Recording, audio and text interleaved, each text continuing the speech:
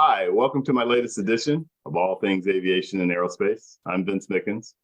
For those of you who follow and watch and listen to my show, there are a couple of things that you probably already know.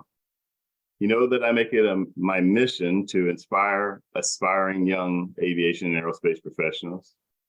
You know that I present a wide variety of opportunities and inspiring possibilities in our industry. And you know that I crack the corniest of jokes on the planet. Well, today will be no different except for the joke part. Maybe not, but particularly on the subject matter. Today is another show about aviation STEM, but with a unique twist. I am talking about Tango Flight. I first learned about Tango Flight a couple of years ago while I was at the Airbus Pavilion at EAA Air Venture and saw this kit plane called an RV-12 parked behind the Airbus Pavilion. Now, there are literally thousands of airplanes at AirVenture, so it didn't necessarily jump out at me, other than I was wondering why it was parked behind the Airbus Pavilion, and that it was built by high school students is what really got my attention. So I, of course, took a closer look and started asking a lot of questions, and that's when I met John O'Leary, the Vice President for Engineering Programs at Airbus Americas, who started telling me about Tango Flight. And so today, that's what we're here to talk about. We're going to talk about Tango Flight and its origin, its programs. We also have a former high school student who participated in the program and was inspired by the program, and where she is now. We'll tell you all about that in a little bit. But I'm going to start out with the founder of Tango Flight. So let me introduce Dan Weyant. Dan is a computer science major who initially was a software consultant in the private sector after graduating from North Carolina State University. But he eventually left the private sector and headed up engineering programs for a public school system in Central Texas. Then came Tango Flight. Obviously, we have a lot to tell. There's a whole lot more to tell about that.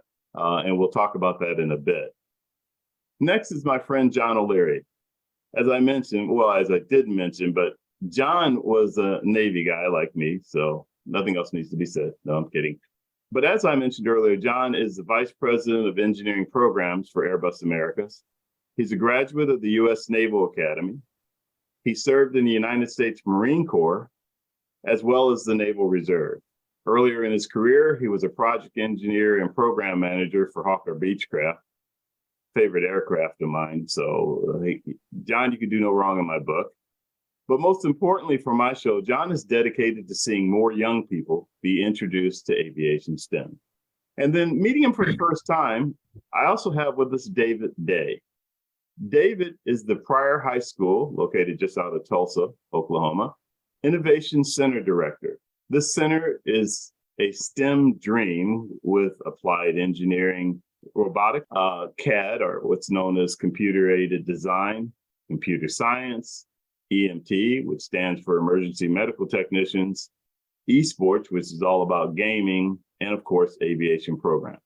Prior to his current role, David taught physical science and was a basketball coach for 24 years. Just found out that his daughter plays golf, so he's kind of shifted gears in that regard so he can hang out with her, which is really cool.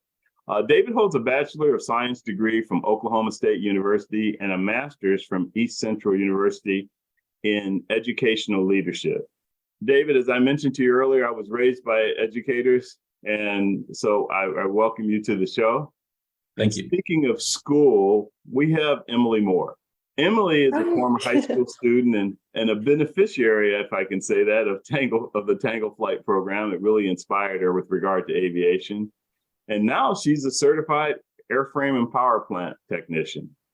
And she has quite the story to tell. So we're really looking forward to that. Emily is also planning on attending Stephen F. Austin State University this fall to study environmental science and with a minor in biology. She hopes to work for NOAA, the National Oceanic and Atmospheric Administration, and I put it that way, or NASA one day. So I think that's a great aspiration, and really looking forward to that. Hey guys, welcome to the show. Great to be here. Yeah, it's great to have you. Okay, you can't get quiet on me now that we're live. We were doing all this talking and everything, and now we're live, and you guys are like, hi. So I'll start with you though, Dan.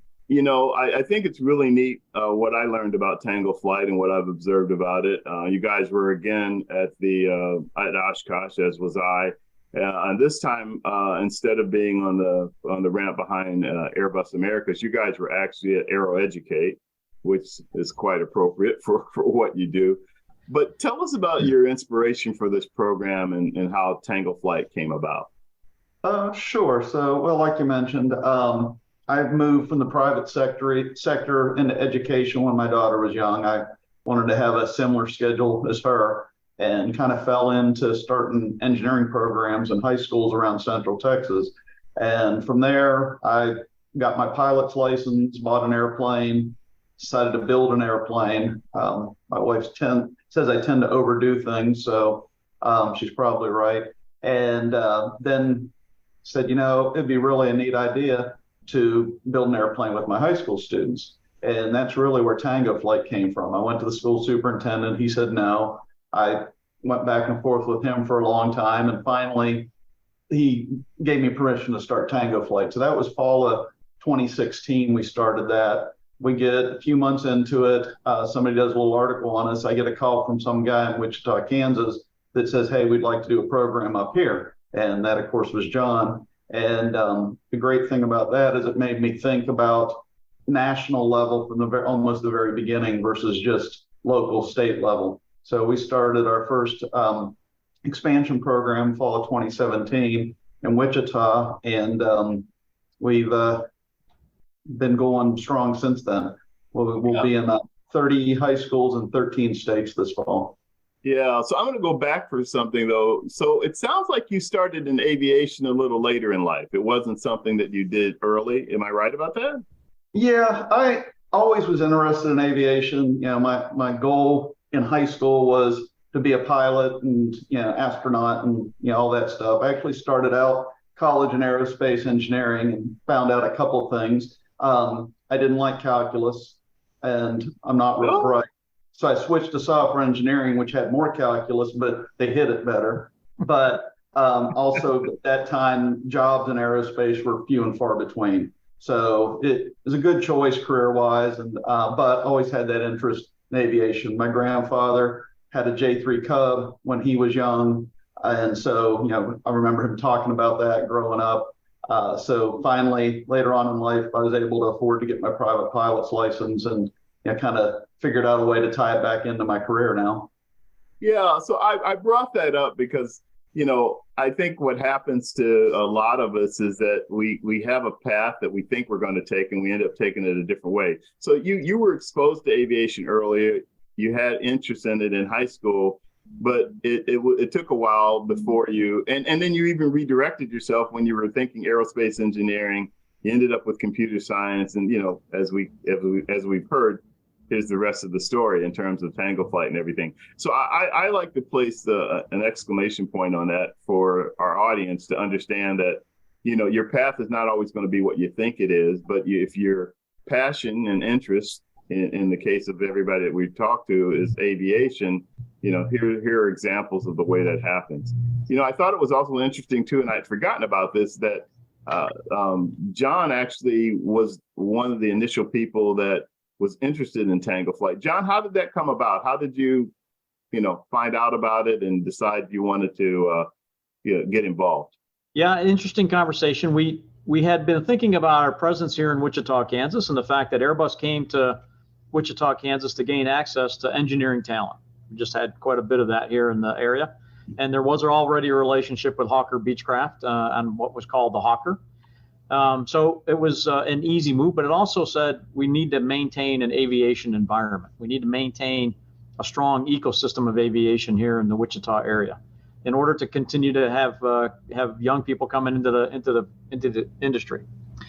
We happened to be up at AirVenture, and at the time, the chief executive for Airbus Americas, a gentleman by the name of Barry Eccleston, a wonderful aerospace professional in his own right. I mean, very, very accomplished, but also, like many of us, kind of an airplane nut. And Barry would probably smile if he heard me say that. He looked at me and said, why aren't we building one of these RV-12s? Because there was a number of RV-12 build programs there. And I said, yeah, I don't know. And so the boss said, go get it done, and happened to bump into Dan. And then from there it became, we gotta hurry up and get something going, because I've got a task. Right. What's really, yes, exactly. Yeah, I can read an org chart and I know what my boss told me to go do. But the airplane build itself is really turns out to be just a way to have a conversation with young folks in high school at the 9th, 10th, 11th, and 12th grade level. We've seen all kinds of young folks come through the program, and it's really turned into more of the business of aviation. What is it that you're interested in life? And you can probably do that in aviation, is what we're finding. So the airplane is just a cool way to have a conversation. Yeah, absolutely. Well, and one of the things that I like about this program is that it places a lot of emphasis on the STEM side, the aviation STEM side, regarding, being a technician, a mechanic, and things like that. We all kind of take for granted that a pilot track is a given in terms of aviation, but we don't always, necessarily look at the other aspects of it. And then you just brought up a really great point that I hadn't really given a whole lot of thought to until just now, and that is that a program like this can prepare you for a lot of different aspects of the industry. I think Emily is going to give us a very good example of that in terms of her interests and what she's done so far. And she's been on both sides of it with getting a couple of ratings as a pilot, but also being a certified AMP and currently working in that capacity as she gets ready to go to school, et cetera. So it's going to be fun, Emily, to talk about that with you. And since I brought you up, I'm going to go ahead and start there and ask you. So tell us how you got interested in aviation and how you got inspired by Tango Flight. Yeah, so nobody in my family was an aviator. I didn't know anything about it, but I've always wanted to fly. I didn't care how I did it. I just wanted to fly. So when I saw aerospace engineering on my little elective for high school, I thought, heck yeah, I'm going to join that. So I did. I didn't really know what to expect, but when they told me I was going to build an airplane, I was like, you're joking, right? Turns out they weren't joking. And that really grabbed you, huh? Yeah. So I really enjoyed learning. There was so much learning to be done. We learned in the classroom. We learned how to build an aircraft, and we even went out to the airport every couple of weeks. And that is what I really fell in love with, because it wasn't your traditional sit in a classroom kind of class. You got to go outside and experience stuff. And we would go to this little flight school called Pilot's Choice Aviation, and we would get to help the mechanics just do little maintenance stuff like open inspection panels, oil changes, and stuff like that. But I fell in love with it. I really did. You found your calling. But I also find it kind of interesting that you decided you wanted to also get your pilot's license. So yeah, what made you do that? Well, I talked to Mr. Weyant, and I asked him if I should get an A&P or a pilot's license, and he said, why not get both? So out I went. Great advice. Yeah, so there was this guy who was front desk worker. His name was Elliot Henderson, and I was working one day, and he said, hey, you want to go on a flight? I said, I can do that. Yeah, sure.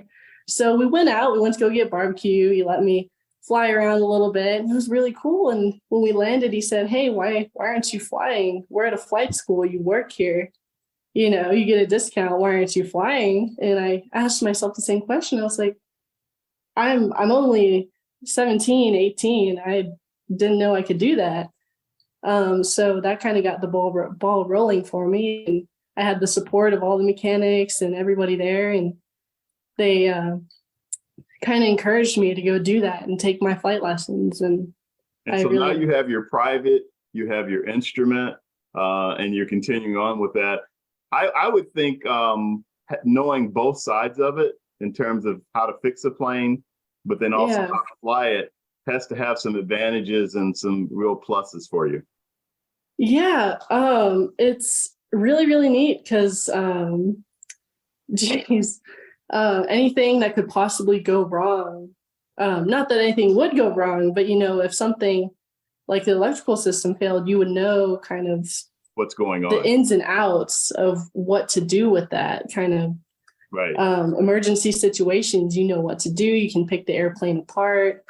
I didn't want to go fly not knowing the ins and outs of what I'm really flying. Yeah. So, you were talking about you guys went to get barbecue ribs. We used to call it the $100 hamburger. I call it the $200 hamburger now, and I guess it's a $200 rack of ribs. But anyhow, yeah. This is a perfect segue for me, though, seriously, to talk with David. David, you actually head up a program. You're director of the Innovation Center there at Pryor High School that has Tango Flight along with a lot of other really great things. So we definitely want to talk about Tango Flight, but just kind of give us an overview of that program and also how Tango Flight became involved with you guys. So we are on Rogers State University campus within the Mid-America Industrial Park. Okay. So we are basically a satellite piece of our high school. So all the tech stuff kind of comes out here. And as you said, we have the CAD, robotics, EMT, computer science, and the aviation falls under me as well, and esports, and applied engineering. So we have all those courses here. We have been doing the AOPA. We've used the AOPA curriculum, and this is going to be our 6th year, I think, to use the AOPA curriculum. And our program, it starts off small because kids really don't know what it is, but it's really grown. We're at 50 students enrolled right now, 9 through 12 in our high school, which is a pretty good chunk of ours. Currently in Oklahoma, I think there's like 84 schools that use the AOPA curriculum. And that's a really great program. Yeah. It's great how Tango Flight kind of complements that with what and that's something we saw. So we didn't like, and this is we didn't really like I hate to say this negatively, but we didn't like the senior year level of doing a research project because the kids have been doing hands-on and they've been using our flight simulators and they've been doing all that thing. So we thought, we need something else. And we were driving to Ada, Oklahoma, because they were the first school to use the AOPA. And I have a private pilot that's one of our teachers as well.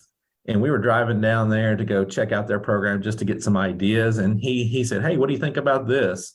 And it was Tango Flight. So I was like, "I don't know, let's look at it." So I get on the phone and let's make a phone call. And I call Craig, I think, and talk to Craig about it. And, one thing led to another, and here we are. And even an interesting story, we were going to go, Jim, that's my pilot, we were going to fly down to Durant and go look at Southeastern University's program. And then we were going to go to Austin all in one day and go visit Dan and Craig down there.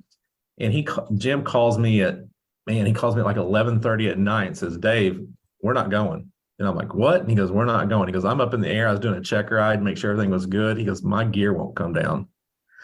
And so he had to actually crash land at Tulsa, or belly land at Tulsa International that evening. So we called and said, "We can't make it," but it all worked out well. These guys have been great. I tell you, they, anytime I pick up the phone and call, they call, and they even take me out to dinner when they come visit. So that's even good. So, Yeah. And they give you a really nice looking golf shirt that I don't have, but there you go. Yeah. It's wonderful. Once again, I've never been to dinner. Yeah, right. But Dan, the program, you and I were having a conversation recently about it, and one of the things about the Tango Flight program is that it's the way you put it into a school. Can you tell us a little bit more how you do that, engage the school with the curriculum and the method you use to entice them, to give them a little sample of what it's going to be all about for the kids? So sure. So I believe we're unique in that we're not an airplane build program. We are a STEM high school program. We have dual credit agreements with a number of universities around the country. That is a STEM curriculum It has a classroom piece. We have a full 2-year academic curriculum. And then we have the lab, and the lab just happens to be building an airplane. And for folks in education, it's always, of course, always about the educational value. Yeah, administrators should care less about building airplanes other than it's a cool gee whiz thing. But at the end of the day, they need to check their boxes and making sure the kids are learning something useful. So we do that. And then I think the most brilliant part of this, and I'll take credit for it, although Craig could quickly point out it was dumb luck on my part, is the mentor side of it. With our very first school, I literally called everybody I knew that could spell airplane and conned them into come on up to the school to help with this build, and it worked great. Then our first expansion was Wichita, where John provided the mentors from his employees, and that worked great. Then when we expanded somewhere else, I really wondered, would I be able to find mentors? I think that's been the best story about this. Everywhere we have programs, we've had people literally come out of the woodwork and show up for this to be mentors. And the fact that these adults with aviation experience, a lot of times they're retirees with just tremendous amount of experience. I can spend hours telling you stories about some of the relationships that have developed between the student and the mentor, and that's helped them with career advice, just general direction, and just sitting there talking to them. I really think that is probably the most significant portion of this program right there. I'm so glad that you talked about that and the mentorship, because I tell young people all of the time that we love talking about our industry. And so you can walk up to anybody that works in any aspect of this industry and start a conversation, and we're not going to let you go. In fact, we're going to tell you a lot more than you probably might have wanted to hear in a moment. And Emily, you're laughing because you know it's true, right? I know. I've seen it all. I've heard it all. Exactly. Well, we're proud of the industry, and our industry is a community. And it's a very special one because it's kind of unique, because there's so many, and I love to bring this point up whenever I can, there's so many different aspects of it. So even in certain niches, so, you can talk about being a pilot, different kind of pilot. You can talk about being a mechanic or a technician, and there's so many different aspects of that, and I could go on and on. So, and by the way, Emily, I had a guest on my show about 1.5 years ago who got her A&P, but was also interested in, space, aerospace, and space exploration. So after completing a 2-year program and getting her A&P certification, she got picked up by SpaceX. So she's a mechanic at SpaceX. Wow. So who knew? That's awesome. SpaceX also needs mechanics. Yeah. That's just one really good example of something like that. So I have a habit of sometimes getting derailed. So let me get back on track.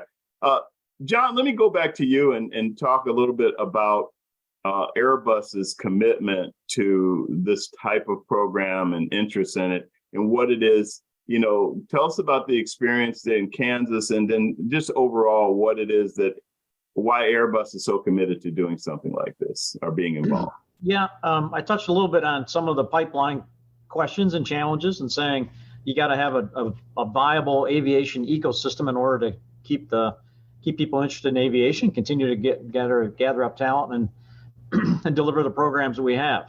So here in the Wichita area, we are an engineering center, so our main focus is around engineering. In Mobile, Alabama, we also have a number of programs. I know you met with Michelle and the FlightWorks Alabama program down there, where we've got a final assembly line. And there we really think about the entire aspect of everything from OEM activities, company, airframe companies, if you will, the original equipment manufacturer. So getting people into a production environment, going straight through high school into Flight Path 9 and internships into the programs in order to make the transition from I know nothing about airplanes to now I'm going to build an airliner. So helping young folks do that transition, as well as having paths from which once people get on board the company, we can then develop them and grow them through the company into different skills and across the board. So it really comes down to, in the nicest possible way, just self-preservation within the industry. You comment on the fact that we are a small industry. It is a community. It's hard to find somebody in the industry we don't already know. And so bringing in more capability into the industry, more aspects into the industry, and growing it is critical to the health of the industry. Yeah. Dan, tell us about that, the flight works, your involvement with that, that John was just speaking of that took place down in Alabama. Well, we had you talking about with the Delta trip or? Yeah, with the Delta trip. Okay. So oh gosh, back in April this year, we took and flew, I believe it was 27 students from my school at Carver Steam Academy in downtown Atlanta. We flew all the kids, teachers, and a few parents, and a bunch of Delta folks and a bunch of Airbus folks from Atlanta down to Mobile for the day. Picked them up at the airport, took them out to FlightWorks, gave them a tour there, then did the tour of the Airbus final assembly line. The vast majority of these kids had never been on an airplane before in their life, so it was quite a fun experience. Eye-opening experience. It was. The Delta guys did a great job. They greeted them at the airport, helped them get through security. Things that we kind of take for granted, but they really had no idea what they needed to do there. So made sure they were comfortable with that and made it a really great experience for them. Yeah, and I saw the reviews about that and the write-up, I should say, about it, and saw that there was a Delta captain that was involved in terms of interacting with the kids and things like that. So it just sounds overall like it was a really, really great program and a really great opportunity. Speaking of the schools, so you mentioned earlier you guys were in 13 states. And I told you I was going to put you on the spot and ask you, but I really would like our audience to know what states you're currently in. And then if you want to point out anything in particular, besides, we just talked about Pryor High School, but if you want to talk about any of the other programs that kind of stand out or whatever, feel free to do that. Sure. So obviously we're in Texas. That's our biggest state for a number of reasons. That's where we started.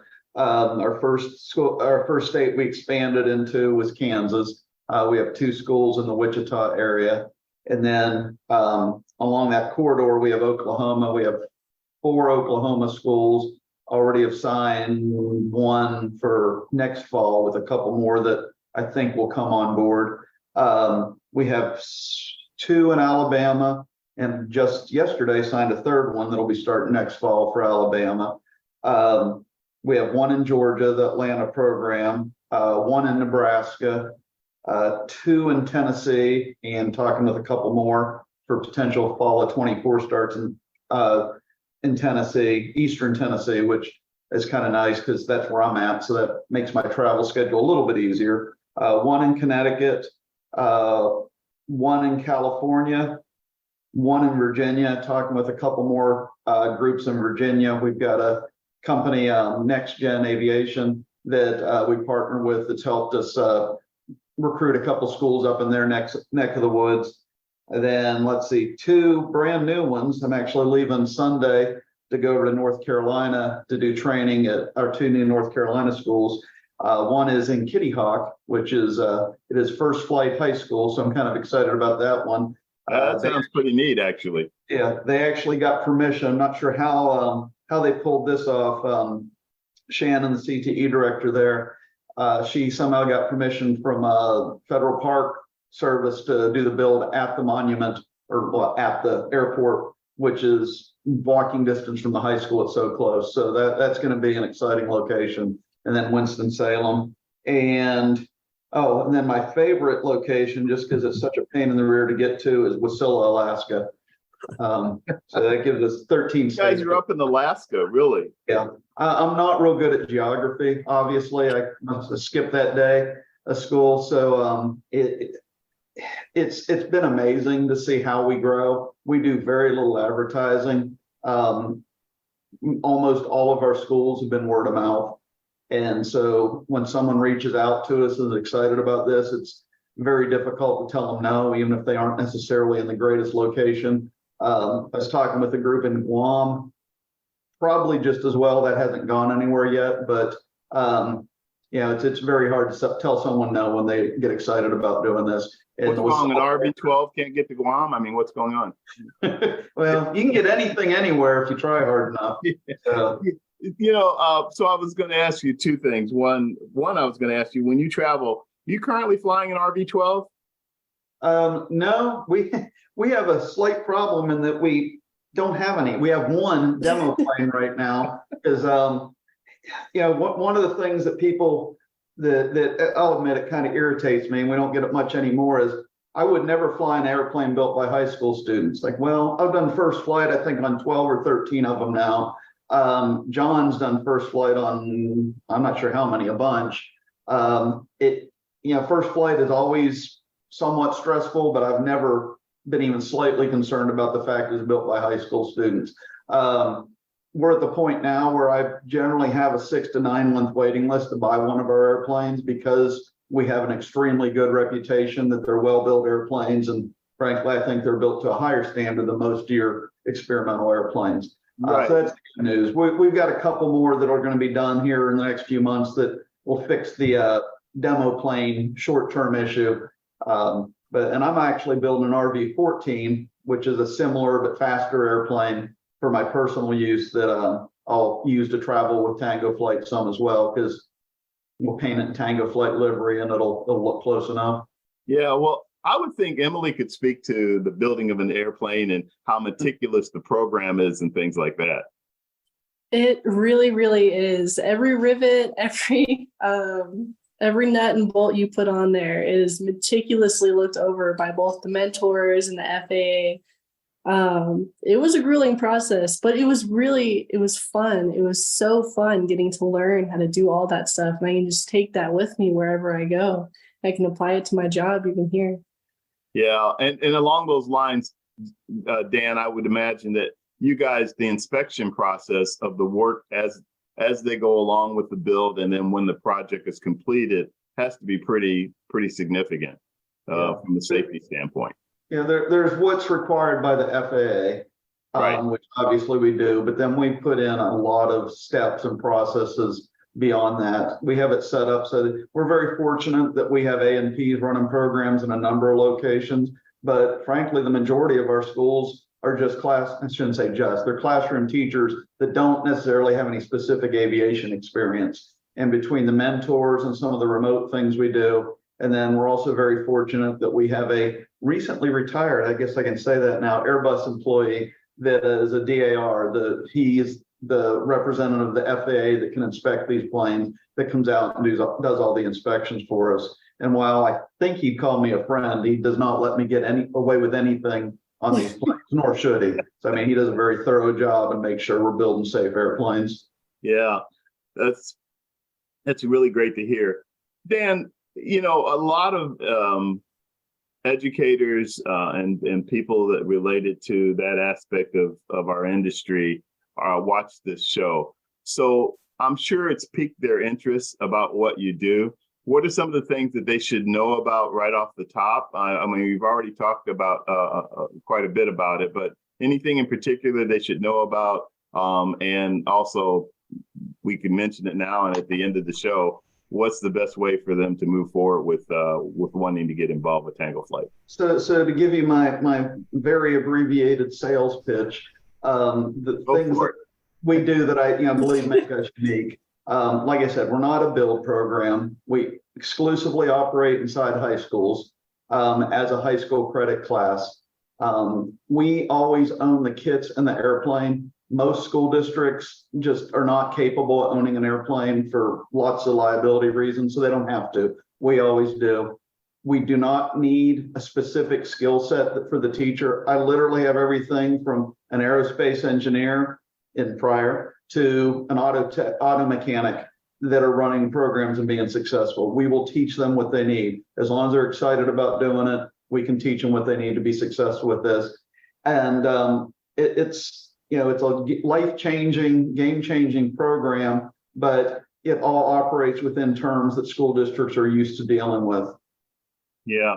David, how has this program been so helpful to you, and what kind of results have you seen from some of the students that you've personally seen come through the program?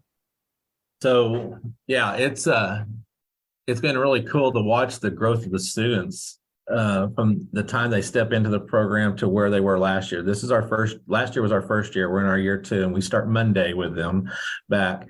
When I would go out there and check, because I'm not out there every day, but I would go out there and check, and first couple of weeks, they're doing inventory, and the inventory piece is not the most fun part of the Tango flight. No, not really. No, I don't think so. So they had to do all the, and maybe Emily can speak on that too. So, but they're doing, and there's a lot of goofing off, and kids are being kids, but I'll tell you what, after the transformation of these students, after about a month or two, they come in and they're going to work and they're excited, and it's just cool that we have one gentleman that's a former shop teacher at our school. He's 80 years old, and he's out there working with these kids, and just seeing that connection with the community and older people that they may not get to deal with is really neat. And they're excited. Yeah, and we had some guys that are like, and Dan can speak to this too. I was like, how are we going to get mentors? He goes, oh, you'll get them. Don't worry about it. And I'm like, no, we won't. I said, we're in Pryor. We don't really have a big aviation area thing and going on in Pryor. He goes, oh, they'll come out of the woodwork. And sure enough, we have a gentleman that's already built his own air cam, and he flew the Lewis and Clark Trail and took pictures from the air. I mean, and created and wrote a book about it. So they just come out of the woodwork. These mentors are great. And I'll tell you something else that I really think is really neat about the program is the build lanes. The build lanes are really neat because you don't have 1, 2, or 3 students doing everything and the rest of them watching. They all get out there, they have a plan, they go to work, and they get after it. And so that's been neat. And another thing with us at the Mid-America Industrial Park, it's more of a manufacturing community, but These are transferable skills that these kids could go get a job, even if it's not something they want to continue on. So, reading a blueprint, measuring, using hand tools, all these things that you wouldn't think they would need are transferable skills around us. So that's one piece that we saw that would be really good. Yeah, I went in there. I had never picked up a tool in my life. Never changed a tire, anything. And I came out of there knowing how to do fiberglass and, all these different types of rivets and changing a tire, rigging flight controls. They teach you all of that in that program. And to add on to kind of what Dan was saying about it's not just a build program, in the classroom, we built rockets, like model rockets, and we recorded the data as we shot them off. And I think the class before me got to do weather balloons. And there's a little program. We got to build gliders, make them out of balsa wood, even experience a little bit about what it's like to be an aircraft controller. They had a little computer program. You could maneuver the little airplanes around, and I don't know, it was just super fun. So what all of you are saying is that the level of experience that a high schooler can get in a program like Tango Flight can open up all kinds of opportunities for them. It is insane, yes. I'll say in terms of a young person, it's insane. Yeah, I wanted to do everything. Oh my goodness, it is insane. No, that's very cool. What I was about to say, but I'm really glad you chimed in, Emily. And David, I was coming back to you just in regard to. So you were a coach for 24 years, basketball coach. There's a lot of team effort involved in that, from a coaching standpoint, and then the team itself working with each other to be a good team and be able to win. How much of that translates to what you see in a program like Tango Flight? Oh, I really think it's huge. The collaboration aspect, and even not so much critical thinking in basketball, but even the critical thinking piece that goes on with there. We have one student last year who's graduated, but he was really good he knew the inventory piece. You just told him what you needed, and he knew how to find it. I mean, and so he would be used a lot of times just to go get parts. I mean, because he was really good at finding. It was amazing. This kid, they call him Sherlock because he was so good at finding parts. So he got a nickname. I like that. And some students are working on. And the thing I like too is even with I have to go back to the build lanes, and I know this is kind of off the question, but there's even stuff that if something. You're waiting on a part or something, they have other things you can do, it just keeps the kids always working. There's not a lot of downtime. So in that aspect, they're always working together, they're doing things. And these kids have kind of become a family out there, even with the adult mentors. So for that part, man, I love it. I think it's the coolest thing in the world to me. And I'm not an aviation geek. Don't get me wrong. It's not my thing, but I love it. I think it's so cool. No offense taken. Dan, tell us a little bit about some of your experiences because you've been doing this program. I think it's 7 years now. Yeah. So we've been doing it for 7 years. A lot of high schools that are now participating in everything. So you've seen a lot. Any experiences in particular stand out, like David was describing, in terms of the kids and the response to the program, et cetera? Oh gosh, I could spend hours telling stories. We got 10 minutes. Okay, well, one in particular that kind of got me a couple years ago. Jim Tidball, who's our inspector, he flew one of our planes down from Wichita to Mobile, and I met him there with another one of our planes. And over 2 days, we flew, I don't know, 25, 30 kids, mostly out of a couple high schools, but mostly out of BC Rain in Mobile there. And very poor school district, it's one of our more challenging schools we've had. Of those kids, I think 2 had ever been on an airplane before, and probably a third of them didn't know there was an ocean there. And I mean, the ocean is literally over the bay 6 seconds after you take off. This one young lady, little small petite thing, I go to get her in the plane. I can tell she's nervous, and so I'm just kind of rattling on while I'm doing my thing. I'm taxiing out. It's a towered airport. And you take off, and then you make a right turn, and the high school is right there. So I'd always point the high school out there, the kids, as when we took off, and I made my right turn. And so I say, if you look to your right, you see your high school. You see it? No. Okay. If I bank a little more, you see it now? No. Okay. So I bank some more, you see it? No. She's like this, all clenched up, eyes closed. I'm like, honey, you're gonna have to open your eyes. No. Okay. She's not panicking or anything, but she's obviously terrified. So I keep talking and chatting and kind of keeping an eye on her. We finish flying our pattern. I come in and land. She finally opens her eyes. Still obviously scared to death. Get off the runway, where I can actually make sure she's okay. I said, you okay? She goes, yeah. She said, why'd you do that? You didn't have to do that. She goes, oh, I wasn't giving up my airplane ride. And it just kind of made me think, this kid truly was scared out of her mind, probably really thought she was going to die doing this, but she earned that ride, and she was going on her airplane ride. Oh my God. That was just kind of stuck me as, for us to go fly around the pattern, it's fun, but it's not, we do it a lot. For someone like that, that's, life-changing time experience, a life-changing event, right? Exactly. Yeah.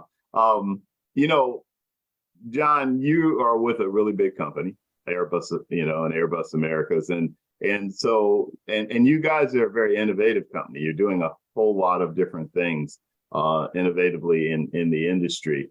But at the same time, you and the programs that you're involved in are really inspiring the next generation. Can you speak on that a little bit?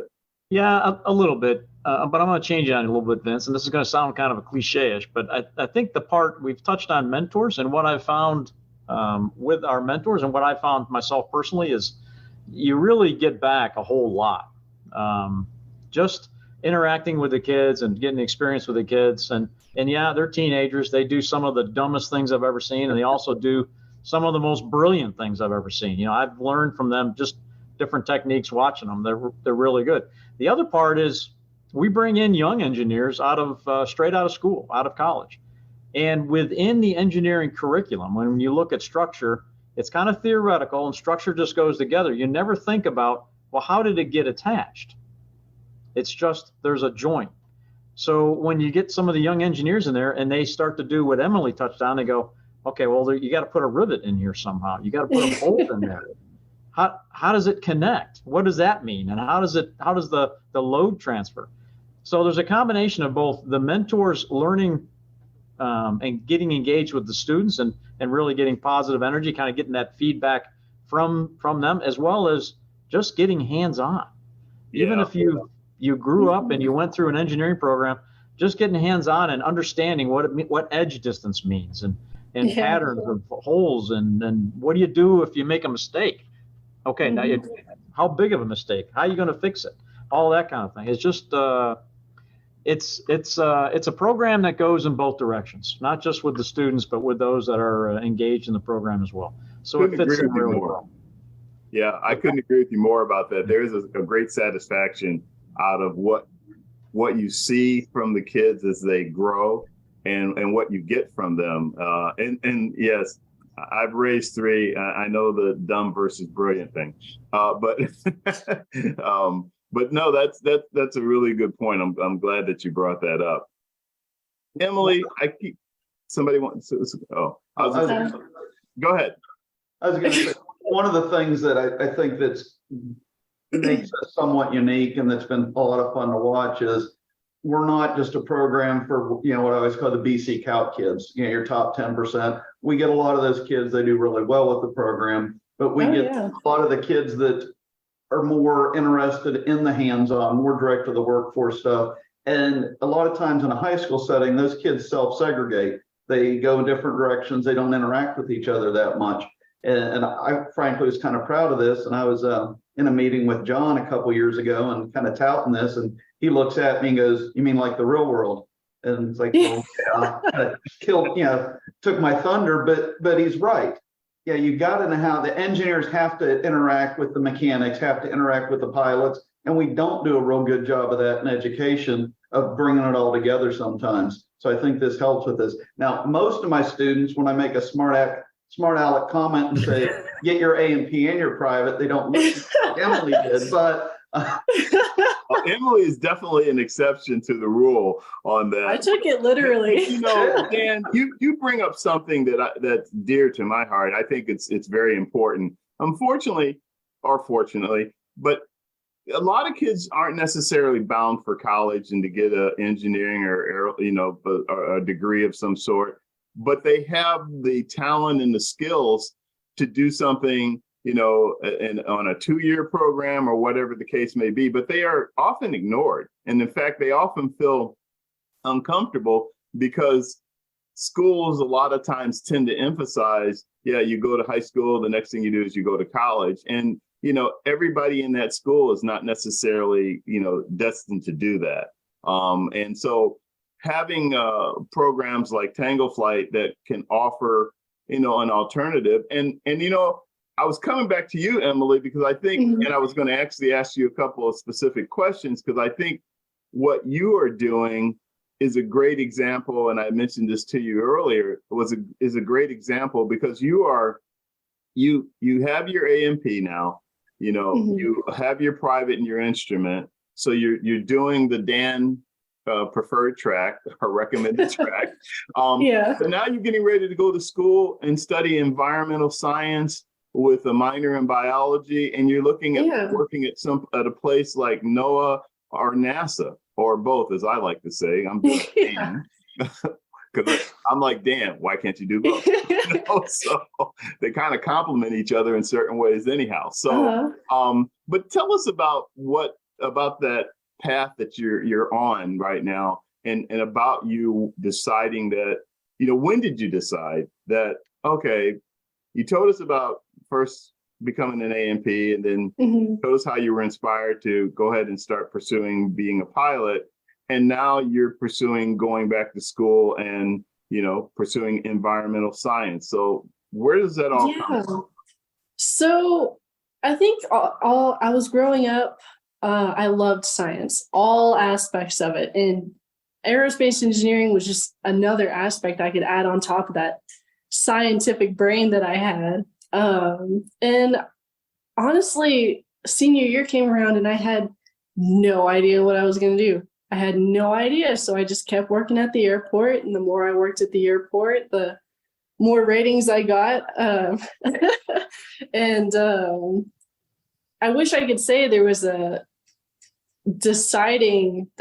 certain point where I decided that I wanted to go to college. But it was just really a multitude of small decisions. Forward. Yeah, it just kind of rolled itself into place where I want my private pilot. Well, why don't you get your IFR? Well, I'll go get my IFR. Why? Well, now I can go get my ANP. Well, now there's so many opportunities, and I wanted to explore all of them, both on the practical side, and on the knowledge side. And I don't know that I want my degree necessarily to be in aviation. A lot of people do, and that's okay. But like I said, I like to explore. So I wanted to explore kind of an environmental science that incorporates atmospheric stuff, geology, marine biology, all that cool stuff. It's all rolled into one degree.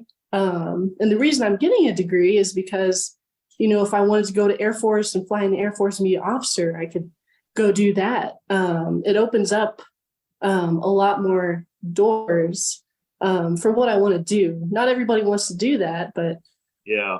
So about your major, I have met pilots, young pilots like yourself, that have degrees in. I met one in art history, one in English literature. Yeah. And these are, pardon the expression, I hope I don't get bleeped on it, badass pilots, but they're, they had, so the major, your point is well taken with that. And it's really great for people to hear that, because there's so much you can do. And I love the fact that you say there's so much you can do in the industry, but you're also kind of thinking ahead in terms of saying, okay, this is something I'm interested in, and encompasses a lot of different things. It is not an aviation degree, but it is a degree applicable to what you're trying to do moving forward. So I think it's really great. As we kind of wrap things up, and I'll start with you, Emily, with all of the things that you've experienced, first at high school, Tango Flight, and the things you've done, private instrument and aircraft and power plant, what would you say to your peers, whether they're currently in high school or college or whatever, and they're pursuing something in aviation? What kind of advice would you give them? Well, it doesn't have to be a dream. You're always sitting there dreaming about, what if I did this? What if I did that? Well, maybe I'll do it in the future, but you can go walk into your local airport right now and ask people. Just start asking, and those questions will give you good answers, and people will help you get to where you want to be, wherever that is. Whether you want to be an aircraft controller, a mechanic, whatever you want to do, people will help you out. Just got to go look for it. I couldn't say it better myself. David, you've been a longtime educator, coach. You're a big fan of the Tango Flight program. How about you? What kind of advice would you give to young people that might be watching and interested in this and doing something like this? Find something you're passionate about. To me, that's it. That makes life easy. I changed my major 5 times. I didn't know what I wanted to do, but once I found out what I wanted to do, I started working at Eddie Sutton's basketball camps, and I knew I wanted to. Man, I had good grades and got through it. As soon as I knew what I wanted to do, life was easy. And I think that's it. Obviously Emily's passionate about what she's doing. I think you got to find something you're passionate about, something that interests you. And it's so hard for kids these days to do that. Sometimes they don't know what they want to do. They got everybody's telling them what they should be doing, but they got to find what they're passionate about. Couldn't agree with that more. John, you're a Naval Academy graduate, United States Marine Corps. You did the Navy Reserve. You've done engineering, all of your professional life in some capacity or another. And so you've seen a little bit of everything. You've taken a personal interest in things like the Tango Flight program. How about you? What advice do you have to put out there? I think we tend in aviation sometimes to allow ourselves to get too specialized. Now, I've taken a different path. We've all taken different paths to come into the industry, but sometimes once we get in the industry, we start to get too specialized. And the nice thing about the Tango Flight operation, and really it's just about building an airplane. It gets right back down to the brass tacks of saying, we got into this because we like airplanes and we like aviation, we like flying. So you kind of just say, let's put aside all that specialization and let's just go figure out how to build an airplane, whether it's the students figuring it out or the mentors or just getting engaged. And that I think is the key message here for me. The advice is to remember it's about airplanes. So The idea is just let's get hands on and go build an airplane and bring along some young folks with us and put them in the airplane, take them flying. We really only touched a little bit on some of those experiences when you first strap them in an airplane and you tell them, okay, you built this airplane, now we're going to go fly it. I mean, that's a powerful moment. That's huge. Yeah. Once the wheels lift the ground, all of a sudden, even if they have flown in an airplane, it was probably an Airbus weighing about 150,000 pounds. Now they're in an airplane that weighs about 1,000 pounds, and you just experience aviation in a different way. It's really just about get back to aviation, get back to airplanes, get back to being in the sky. Yeah, and as I like to say, take us home, Dan. So Dan, you created Tango Flight. It's grown exponentially since you started it. Your path was like everybody else. Your path was not exactly what you initially had imagined, and then you got inspired to do this program that's now inspiring you to grow it and see it do more and more and things like that. So, give us your take. Well, I'm jealous. Yeah, that when we were Emily's age, you couldn't buy jobs in the aviation industry, especially as pilots. Yeah, the coming pilot shortage has been a running joke since as long as I can remember. But in the last few years, it's become real. When it's not just the pilots, it's everything aviation related. I tried to convince Emily to let me take her around Oshkosh just to see how many job offers we could get for fun. That was fun. But I mean, it's tough for the industry, but for these kids, the opportunities are just amazing. I mean, they really can go any of a dozen different directions, and there's no bad choice in the bunch. I agree with that. The opportunity. This is the time, and it's going to be the time for the next few decades to come. It's just wide open. And as you guys have all said, it doesn't matter what aspect of the industry. Everything applies. I always like to tell people that if you're into like interior design, well, somebody has to design the cabin of an aircraft, and know about material and blah blah blah blah blah, et cetera. And then I could go on and on and on. So. Yep. Point taken. Listen, we're out of time, but it has really been great talking with all of you and hearing all of your perspectives. Emily, you're a star. So you star our show today with your accomplishments, and you're just getting started. It's almost scary, but it's like, wow, she's just revving up her motors. She's still at idle, So no, that's really great. But I want to thank all of you. John, thank you. Dan, thank you for, helping to put this together and really putting a spotlight on Tango Flight. But all of you, David, it's great to meet you. John, it's always great to see you. And I just appreciate everything that you guys have done. Thanks, Vince. Have a great weekend. Absolutely. So, well, this has been another edition of All Things Aviation and Aerospace, which is a video webcast and audio podcast presentation of from the Private Air Media Group. It is available to watch on demand via my Private Air Media YouTube channel, Facebook Live page, and LinkedIn Live page, which, by the way, all of this has been streaming live, and now it's going to be available afterwards. The audio-only version is also available on Spotify, Apple, or wherever you choose to listen to your podcasts. Have some great shows coming up as we turn on final approach to the fall season, including the latest opportunities in advanced air mobility and a couple of the airline pilot training programs, et cetera. But until then, please take care, stay safe flying if you're a pilot like me, and blue skies. Have a great one, everybody.